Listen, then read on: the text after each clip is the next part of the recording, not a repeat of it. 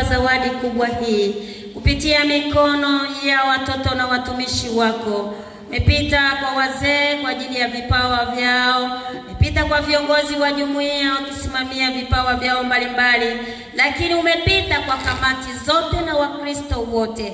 Baba, kwa umoja wao watoto wako wamekujengea nyumba nzuri inayokuletea heshima, nyumba ambayo leo kwa mara ya kwanza watoto wako wakubwa na wadogo tumeingia kwa ajili ya katika jina la Yesu. Tunakushukuru kwa sababu ya upendo huu. Tunaendelea kukabidhi yote mikononi, hata ratiba nyingine zitakazokuwa zinaendelea katika ujenzi, wewe ukaendelee kusimama. Endelea kujenga maisha ya watoto wako kiimani, ili Mungu kiimani wakikua, kiimani Mungu wakipevuka, basi wakuzalie matunda kama haya katika jina la Yesu.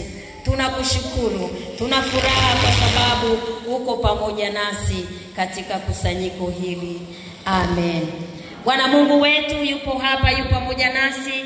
Tumsujudie, tumche na tumsikie jinsi anavyotufundisha neno lake, akisema, pende Bwana Mungu wako kwa moyo wako wote, na kwa roho yako yote, na kwa akili zako zote, na kwa nguvu zako zote. Pende jirani yako kama nafsi yako. Msaada wetu ni katika jina la Bwana. Wapendwa katika Bwana, tufungue mioyo yetu, tumungamie Mungu dhambi zetu. Mungu mwenye enzi yote, Baba wa rehema, mimi niliye maskini na dhaifu na kuzaliwa katika hali ya dhambi, naungama mbele zako dhambi zangu zote zilizozifanya kwa kuwaza na kwa kunena na kwa kutenda,